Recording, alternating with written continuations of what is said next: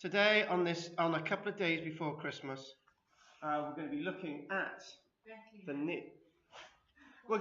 at the Neolithic period. Only a snapshot, and basically because over the next 4 to 5 months, we'll be looking at somebody's area that they want me to cover, an interest. So the first one on the 4th of January, we'll be looking at Aksum in Ethiopia. Is that Bill's, is it? You didn't do it for him. No, Aksum, somebody else has asked. I think Bill asked for that, didn't he? So we'll be doing Aksum, and then somebody from Lanford Major will be choosing something when I see them on the 4th, so that'll be the following week. And then you guys, it was Glenda, wasn't it, who had to choose one on from there. So what I want to do, I'm just going to leave the room for a couple of seconds. Just want to wash my hands. And this is a site in Turkey, which is a wrong pronunciation, called Karl-James, which is Catalhauak, I think. Anyway, Karl-James, it's a Neolithic site. It wasn't far off. And it's a Neolithic site that dates back to about 9,000 years ago. Now, we didn't have our Neolithic period starting until about just over 6,000 years ago.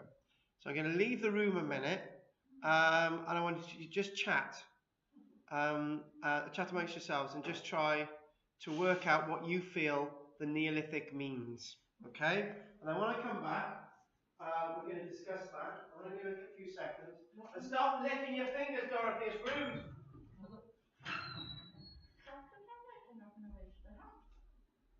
9,000 years ago. I say that to my mother-in-law because, don't tell me, she never washes her hands. How did you spell that? Do you know how you spelled it? He lost me when he said Did it you was... say Akakaya? Yeah. You don't remember how you spelled it? No, I got lost when he said it's Turkey. Yeah, I heard Turkey. That's Put all. somewhere in Turkey. Perhaps you put the name up a bit later on. Nakakaios. There was a K at the end of it. Was it? Oh, nice. I want to know how much it costs to put all that Oh, I know. over there like that. They're not cheap these days, are they? The thing is, they get funding, don't they? To Oh, I do it, see. you know. That's the whole. That is the problem with this country. What is the Neolithic? What do they do? What are they? That's the Stone Age. Who? After the Stone Age, after the Yeah. Right, boys, what do you think the Neolithic means? Bearing in mind what we Come on! over the last. Yes, good. Anything else? Lithics. Stone, yeah. Anything else? farming. Lithics. Well, yeah, good ideas. Anyway, so... No, I mean. Hang on, you got that from a sheet I wrote. Anyway, so anyway, right with the flow, the point is that for the past few months we've been doing the period of the Mesolithic, okay? And it used to be believed that the Mesolithic period was like people wandering around hunting, gathering, and not doing much else. But now we know they had proper villages in the Mesolithic period in Britain. I would have said settlers. We had settlements in the Mesolithic period. We had small levels of industry, we had quarrying, we had agriculture, we had small forms of civilization, we had communities, we had interaction. In fact, all the basics of a living of people settled in one spot. Okay, so it's a settled living. And they're very much interacting with everything. They've got wonderful tools like the small microliths. They're very much involved in farming. That's the Mesolithic period. People used to think that was the Neolithic period, but now it's changed. So the Mesolithic period itself dates to about 12,000 years ago, as we've already done, and ended roughly 6,000 years ago. But the dates will vary a little bit, but that's in Britain. So what am I left with today? Let's all go home, because I haven't got anything to say about the Neolithic period at all, but I do. Because the Neolithic period is very different from the Mesolithic period. Now in the Neolithic, they've started farming and settling the landscape with their deforest trees. Now they need to go on somewhere else. What we do see is these huge monuments like Stonehenge, causewayed enclosures. We see the likes of chambers, which were once described as burial chambers. Now we know that they were used for something else as well.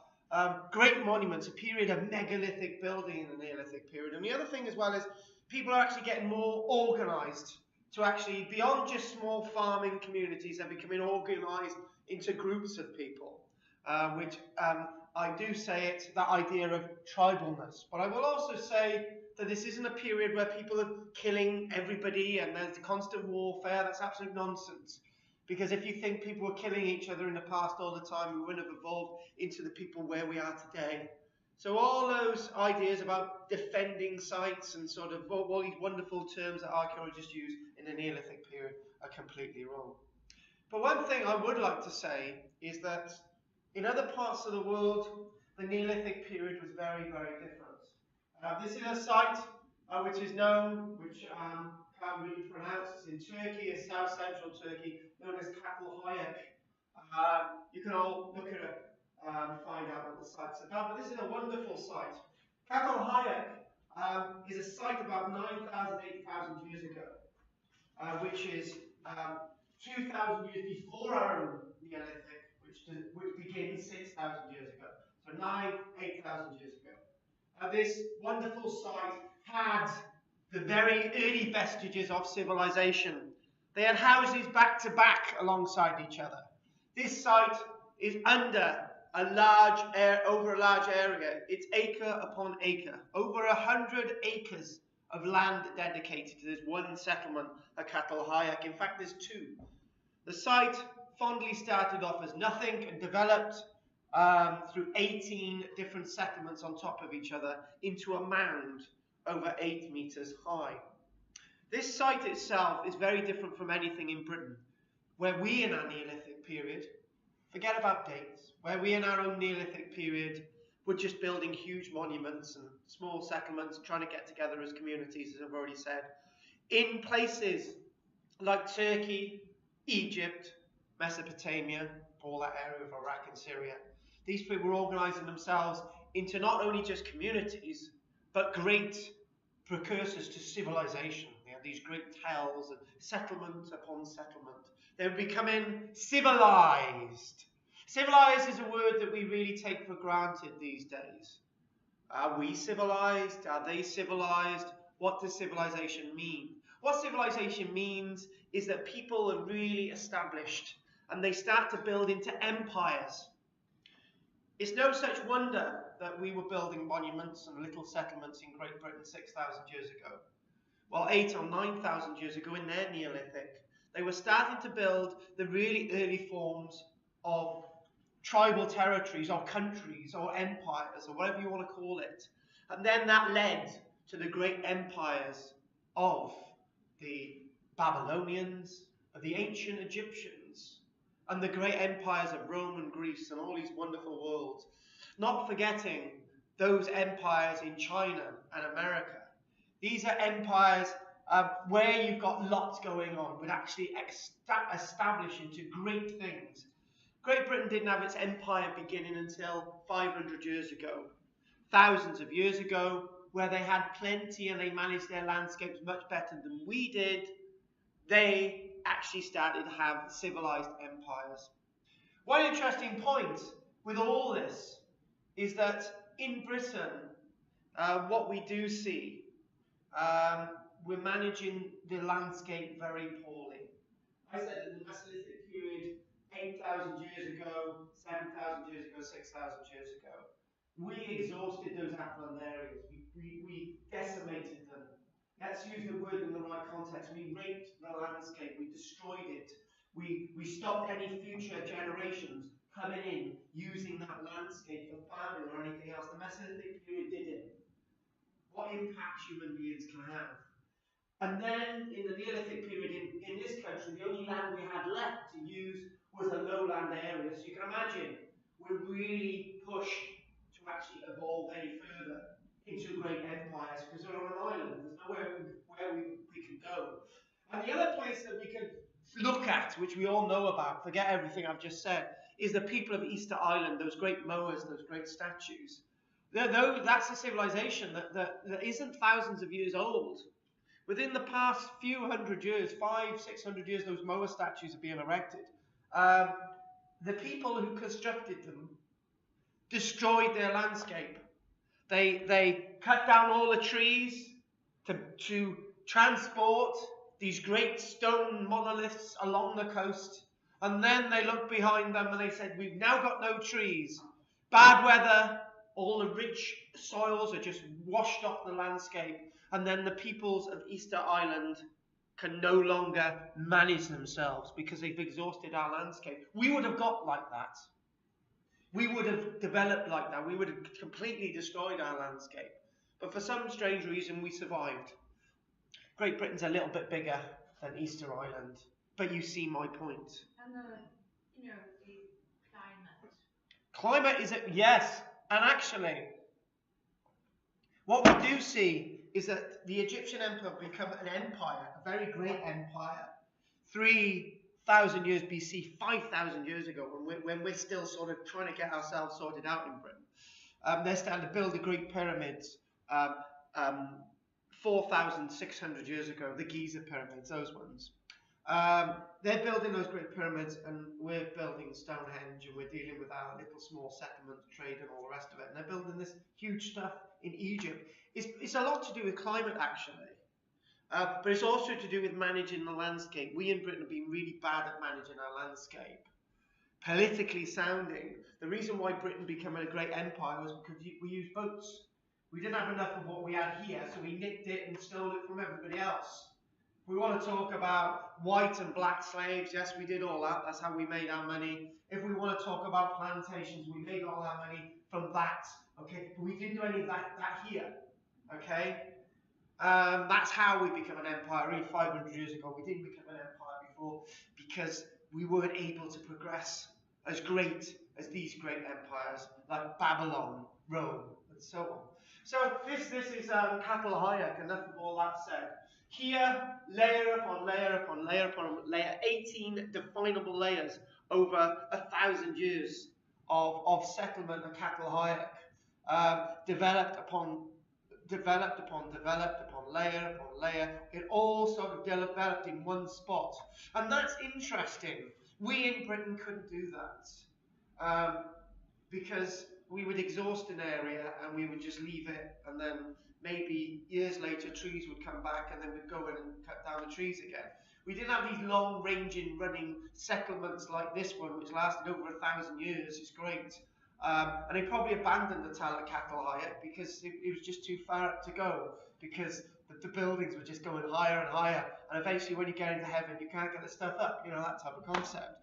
So it's an amazing site, Karl-James, but we know that the people were community-based. In fact, the buildings at Karl-James were only accessible, most of them, by walking across the roofs, flat roofs. No windows, no doorways, just a trap door in the roof to go down. Great way of living, because in the summer, you're cool underground. And in the winter, you're cool, but the right temperature, because you've got a nice fire in there, you're heated from the building alongside you, all the heat stays in, it's not going out the windows, everything's fine. In this country, we did things very differently. We're not very good in this country about learning from other civilizations. I'd much prefer to live in a round house than the house I'm living in at this minute, because you've got to put the central heating on, you've got to heat every single room in the house, costing a fortune, just to sit in one room. It's ridiculous. Back in the day, they had one room, everything happened in one room. It's great, everything's fine. They knew a lot more than we do. And we think we know, but they knew, because they were doing it thousands of years ago. This is Karl-James, and the archaeology at Karl-James is brilliant. Those walls themselves are thousands of years old. 8,000 years, well, about 7,000 years, 8,000 years old. Some of these walls are. These are mud brick walls. These are the much later layers. That's the site of the Karl-James. You can see there. All you need to do is put a roof on there, right? Some beams across a roof. You've got a home. All you need, you've actually got to let the heat and the dust and everything either collect in the room, particularly the dust and the smoke, to exit from the room. So there would have been a thatched roof, and it would just exit through the thatched roof, and there'd be a trapdoor to actually go down. And I don't know if you've ever been there. Have you ever been to New Mexico, Pat, and seen the Nazca people? Pueblos, yeah. Where you've got the flat roofs and you've got the ladders going up and down. Bingo, you've actually seen it. And that's really recent history. Well, 5,000-6,000 years ago. 500-600 years ago or whatever. Lots of these settlements. But very relatively recently, some of those civilizations. Some are a lot older, as you know, and you've seen the flat roofs and you've got the steps and the trapdoor. They did it in Central and North America. They did it in Turkey. We didn't. It's probably due to temperature and climate. Temperature and climate has got a lot to do with everything. You can grow more things when it's warm practically all year round. You can do more things when you've got more light. We didn't have that luxury. We were restricted by our surrounds. But if you don't like the rain, folks, go somewhere else. You can see all the multiple layers in Capel Hire. You can see layer upon layer, house, wall, and all the rest of it. This is actually under a great sort of cover. They've got a great sort of capsule above this to actually preserve the site, which is great. So you can actually go in and have a look around the archaeology. Got some steps going along there. You could look in. It's great. Looking down again, you're looking at thousands of years of history. You're looking at 6,000, 7,000, 8,000 years of history, and layer upon layer upon layer, 18 layers. This is what built up the site in the first place. Interesting, if you got a little sign there where people can view over here and look at the sign. And it's a wonderful piece of textural archaeology. We were talking about textural last week. There you go, look at that. So familiar. Some of these completely intact with the Pueblos in New Mexico and northern Texas way as well, but obviously New Mexico and so on. But anyway, what you can see here, you're moving across the roofs, up and down the ladders. There you go. You've got a little hatch to actually go down into the building. No signs of any doorways. They're all accessible from above. And the other thing as well is you can do wonderful things. You can have a little bit of a bread oven on the roof as well. You can have all these little bread ovens, and you can sort of sit out in the warm in the summer months under shade. Great.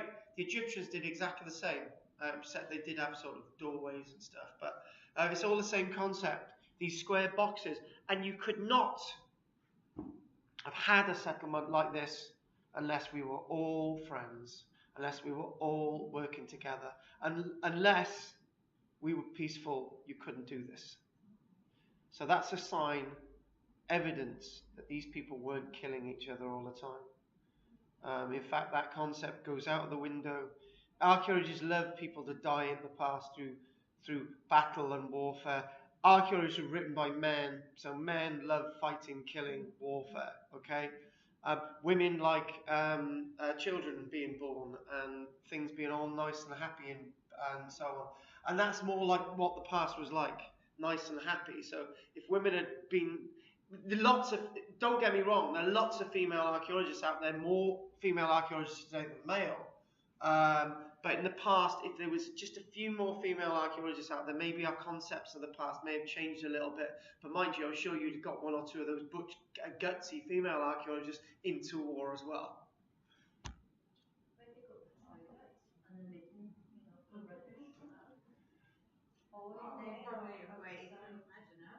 Well, rubbish. You can do lots with rubbish. Yeah, so you can do that.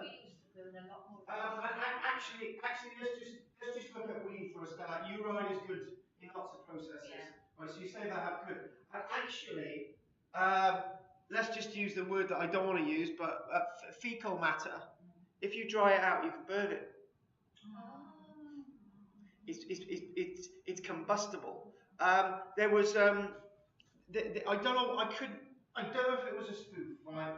The year is 1983. I'm watching the news, and on the headline news, they've got Australians. There's a craze in Australia for eating cow pats, right? Now, I know that you can eat bird's nest soup and all the rest of it, which is being made of spit. I'm going to say sputum, but spit. So I wouldn't. So ancient Australians, right, you know, maybe they did. Right?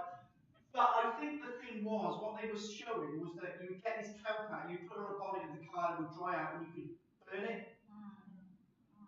So, what we've done, we've done a full list of waste there, we've done the midden, burn your rubbish, or reuse it, you might use, and, you know, fecal matter will dry it out. You know, in the summer months, right, you could put all this in a vat on top of the building, it would dry out so fast, that would be solid into a brick, and then you burn it. You burn animal dung, okay? You burn moss, you burn kelp, you burn wood, you burn coal. Coal is made up of dead material, and some of it is poo, you know? So this is all good stuff. So in other words, because cow poo is all grass, really. it is. It's combustible. It's really combustible. So all that stuff with the Neolithic period, we're so far getting new onshore. What I've done already, I've said there's a massive difference between the Mesolithic and the Neolithic, and something else as well. And last week I did light and dark, didn't I? A bit obsessed by that. But you weren't here last week. Basically what I said last week in Iron Age Britain as part of my dissertation. I ended by saying Roman civilization in their buildings was light. People were expressive and free because there was always light in it. In Iron Age buildings, they had the sense of darkness. You'd have one door, no windows. If you didn't have a fire or lantern in there, you wouldn't be able to see. So darkness is the Iron Age world. The Roman world is light. Okay, that in a snapshot. There's also something else as well, which is quite stark. The Mesolithic period over here is enlightenment, is agriculture, is sort of bringing those animals on to being looked after, more landscape, being able to tame the landscape, being able to farm, being able to quarry, all natural resources there, trees going down, you can plough straight away, other natural resources there, maybe flint, maybe if you're interested, a bit of gold, all these different things, okay? We haven't got into a period where they're using iron or anything. So it's a period of enlightenment. It's a period, it's like going into a new relationship, right? Before you learn anything. That's the Mesolithic period. In the Neolithic period, they're thinking, oh God, you know, all those upland areas have been destroyed by our ancestors. We can't use them anymore. What do we do? There's lots of confusion, so they've got to go in a different direction. They've got to fight more. Not people, they've got to fight more against the elements. They've got to try and tame the landscape a lot more. They've got to learn what the landscape is about. Life is a lot harder in the Neolithic, and there's more people. Okay? People have got to be more organised, and they've got to communicate more. They can't just wander around in small settlements in the Mesolithic period and not know who's over there. In the Mesolithic period, you could do whatever you liked. You could do a bit of agriculture, a bit of quarrying for flint. You could cut down trees, you could build a house, you could do whatever you like. No sense in territory, no competition. So that's lightness, and I see the Neolithic period as darkness. Because it's a period of darkness. In fact, there's a metaphor for that. The Mesolithic period, we know more. I would say we understand the Mesolithic period more than we do about the Neolithic period. Because the Neolithic period is really confusing. Those big monuments, we don't even know what they're for now. Archaeologists used to say a burial chamber was a burial chamber, they buried people in it. But for a big chunk of that life or the burial chamber, they did not bury people in there, right? So my God, what do we do? What's going on? Why are they building these huge monuments and not evolving like civilizations in Central America or China? So this is all really interesting stuff. And this is the next bit today. It's looking these things called causewayed enclosures. I know I've done them before. And one thing I wanted to do, I've got 13 people in Llantuit now, and there's 5 of them in Rhondda in my values class, small but really enthusiastic. I've got 10 people who do the Skype class. Lots of them haven't done all the Neolithic stuff and so on. But I thought, right, what I'm going to do, we're going to do all these little topics that people want to do, and when I come to the Neolithic period properly, say in 5-6 months' time, we'll be more prepared for the little strange things about the Neolithic period. And one thing I'm delighted to say, on Tuesday I had not one piece of revelation, but two pieces of revelation about causewayed enclosures.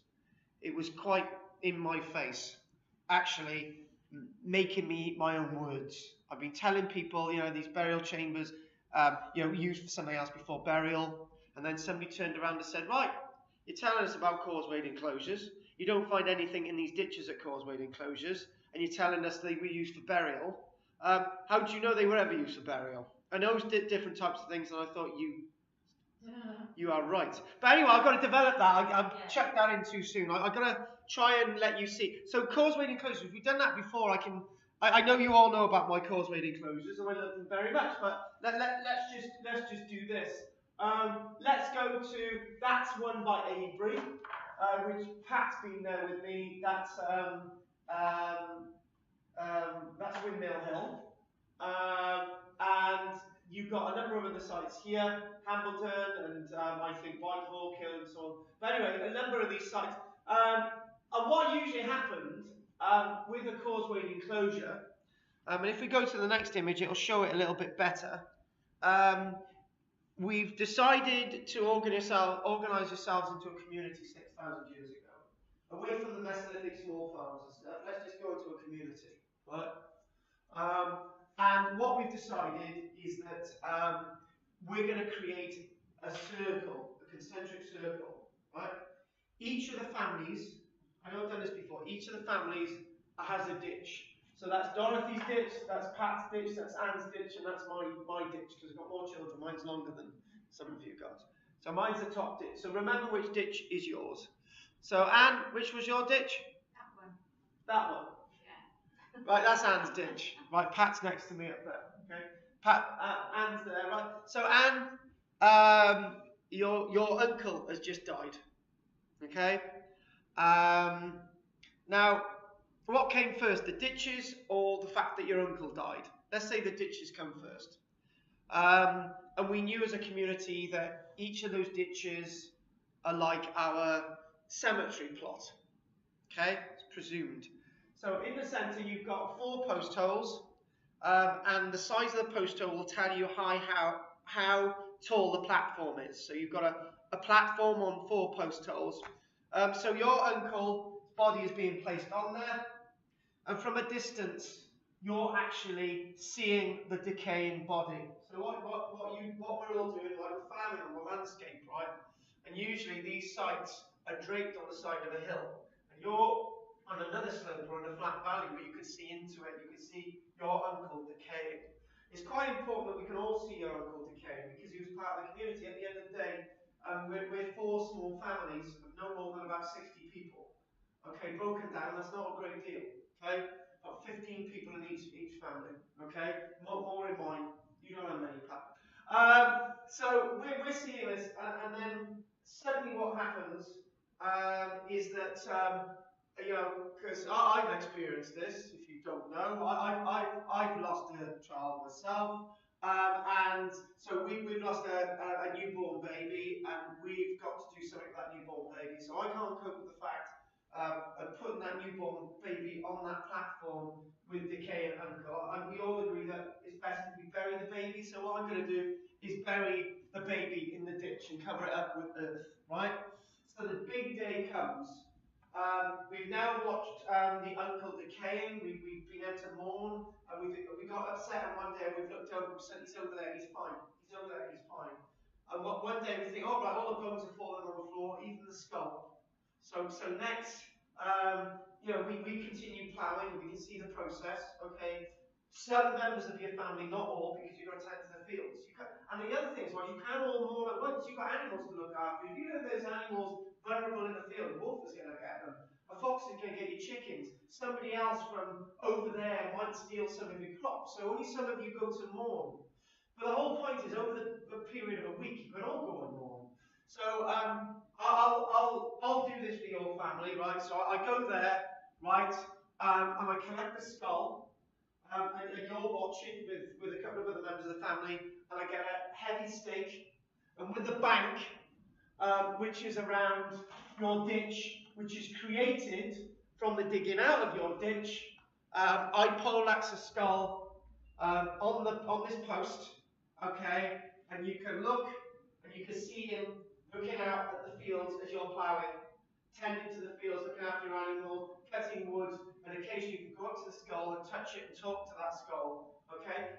In fact, that's not very much imagined, because in Central America, South America, parts of Africa, and parts of Asia, you have a cult where the bodies are preserved, and you can see them and talk to them. They're left in the house. And you have in some of the Caribbean islands, you've got Day of the Dead, where the bodies are dug up and they're sat there and you talk to them and all the rest of it. What I'm saying doesn't sound nuts at all, because we still do it today. Not us, but we still do it on the planet today. So that's the point. Okay, that's a really nice point. And as another, so we're all sat down as a family and we're thinking, blooming hell, there's a group over there, right? They want to join us on our land. We need more help here, so we'll let them into the community. But they want a ditch as well. So we add another thing to the ditch, and eventually, with all these different groups coming in, but Anne's had enough, okay? She's had enough, as she always does. She's had enough of our bickering, okay? She's had enough of me, and she's decided, right, my family's going to go off, right? There's better land over there, right? We're all going to go off. So you can take your bloody bones with you, Anne. No, what happens is that Anne digs up the bones, what are left after being exposed. So over the past 5 years, you've lost 2 people. So all the long bones of the skull, you dig them up and you say goodbye to the rest of us, okay? And you go off, and you go to another area where there's one of these causeway enclosures, or they're starting to build burial chambers. Or are they? Do you put the bones in these stone chambers, or do you put the bones under your house? The thing is, we don't really know. But what we do know is that lots of these sites are hundreds, if not thousands, of years old, at the point that the bones are finally laid to rest. What do we mean by that? It's quite simple. People move from community to community. Anne's a bit of a traveller type group, so you move from there, those bones, and then more bones build up, and more bones, and then you go to, and basically, a few hundred years down the line, right, there's a stone building there that they were used as a meeting hall, right?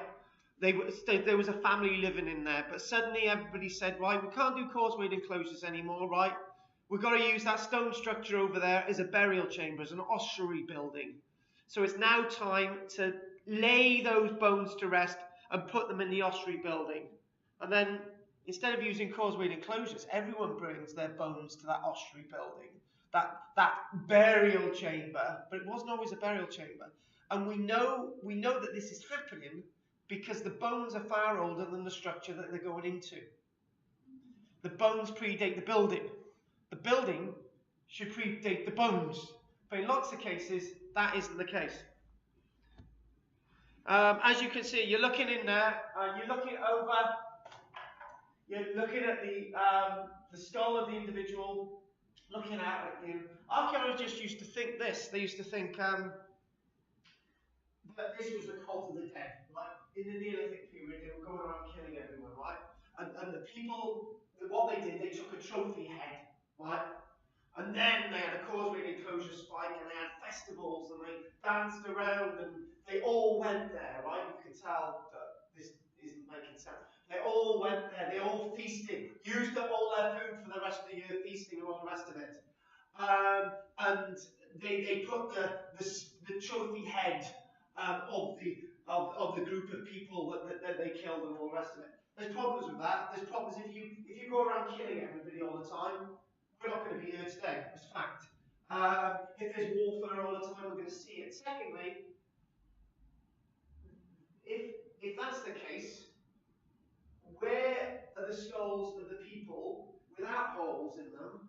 Where are they going? Because we don't find many of them.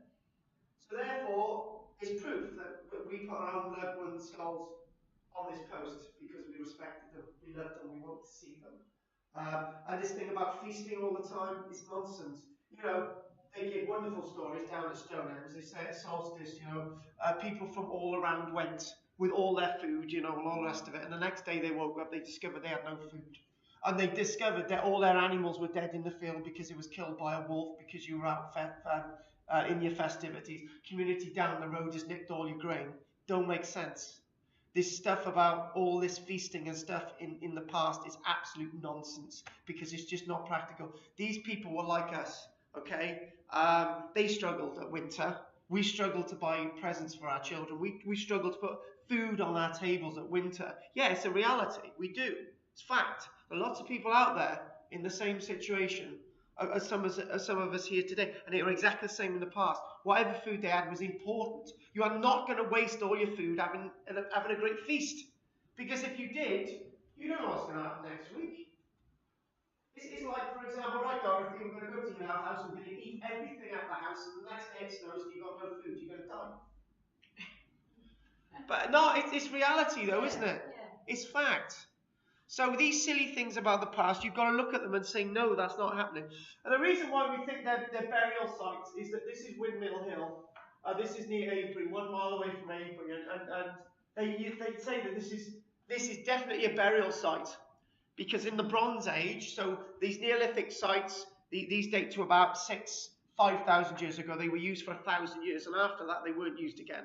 Right? Because they moved on to these stone buildings. And they started to convert them into burial chambers. Okay? And they said that these sites themselves are definitely to do with burial, because in the Bronze Age, 1,000, if not 2,000 years after they were used, Bronze Age people started putting burial mounds on them. Okay? But it's like saying this, right? There's a chapel down the road, right? It's used as a mosque. Because it's a mosque, it's always been a mosque. No, it's not. It's been a chapel. But archaeologists would say it was a mosque because the last use of it was as a mosque.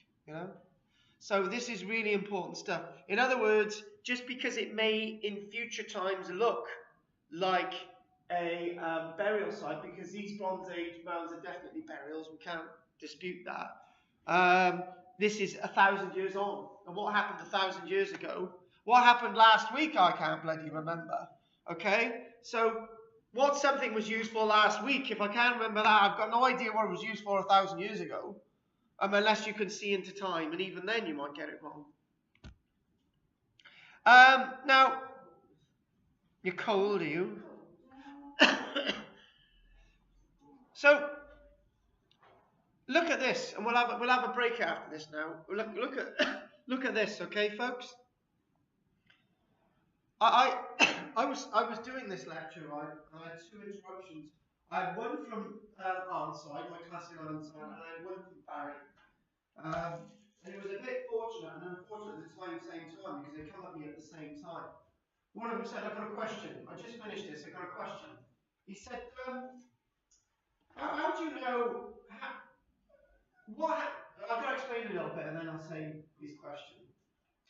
What we do find with some of these causeway enclosure sites, as I already said, that some of the ditches had nothing in them. They were just filled with rubbish.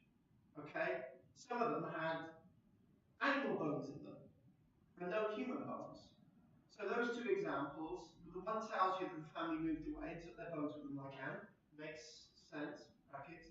The other one with animal bones in is some of evidence of feasting, but then it's not. So why are the animal bones there?